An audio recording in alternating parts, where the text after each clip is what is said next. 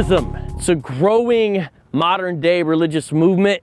What is its central thesis? It's that numerous peoples who have been historically oppressed by colonial powers are the descendants of the ancient Israelites. For example, the peoples who were brought to the Western Hemisphere as a result of the brutal and vile transatlantic slave trade, they're not Africans. They're not descendants of Africans. They're actually ancient Israelites, except in the modern day. Well, here we are. We're at Point Comfort near Fort Monroe. This is where the first recorded Africans reached U.S. soil in 1619. This date and this place are really relevant to a major Hebrew Israelite prophecy that a significant portion of them hold to. Let me show you some examples right now from some popular memes that are being passed around the internet by proponents of this 400-year prophecy so you can see for yourself.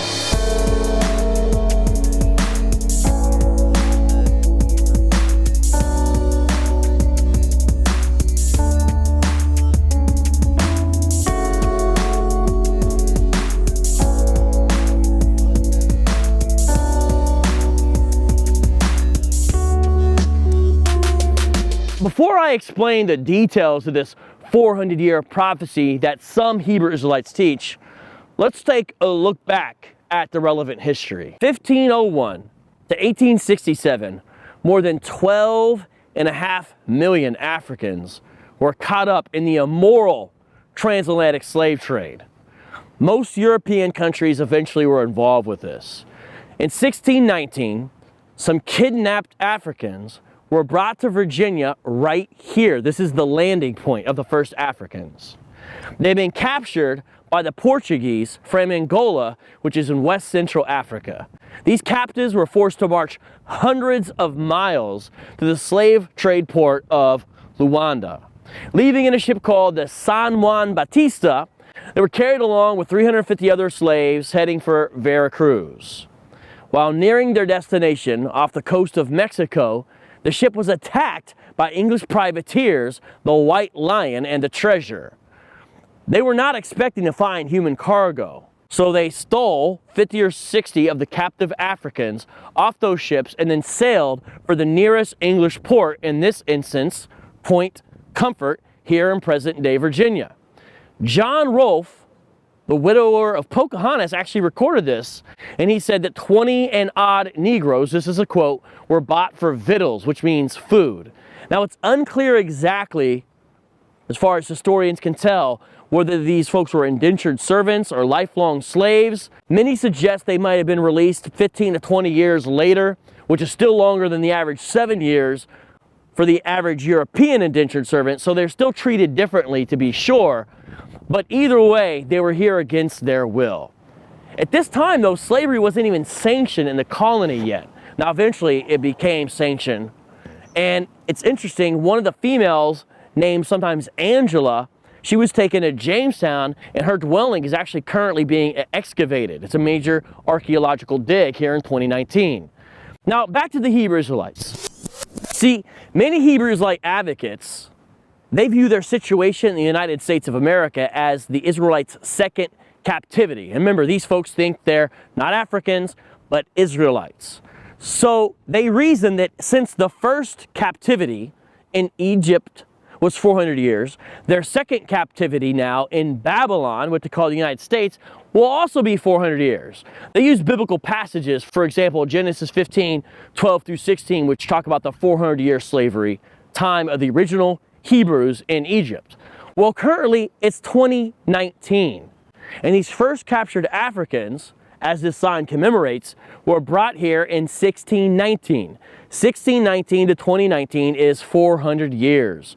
Therefore, many Hebrew Israelites believe 2019 is their last year in captivity. There's books about it. There's memes about it. It's all over the internet. But I still said only some teach and promote this prophecy. I would say maybe 15 to 20% hold to a version of this.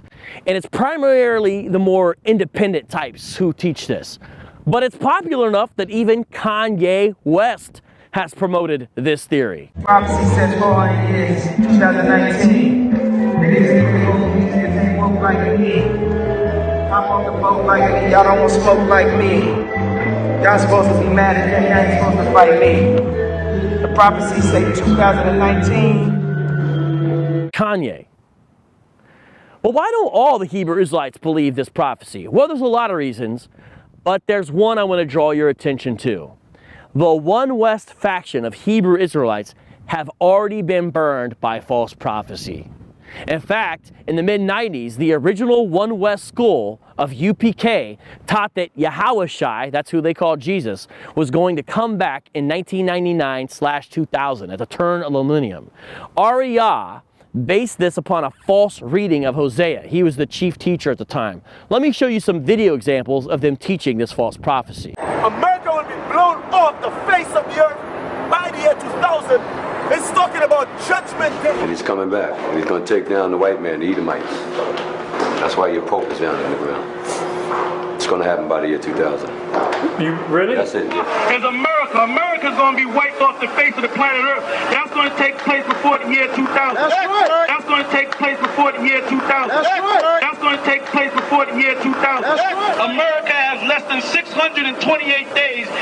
America has less than 628 days. America has less than 628 days before this country is taken out in thermonuclear destruction. This kingdom, America, is going to be destroyed before the year 2000. And all you so-called white people, your condemnation, you are condemned to what? Hell. And you're going to be in hell, you're going to be oppressed before the year 2000. Christ is going to come back. Museum America is going to be destroyed before the year 2000 by thermonuclear destruction. Now, current One Westers excuse this debacle by saying it was similar to a situation as what happened with Jonah and Nineveh. You can watch my video on that and why that thesis is incorrect at the end of this video. There's a link to it. Now, perhaps these Hebrew Israelites of the One West variety don't hold to this 2019 prophecy because they've already been let down in 1999.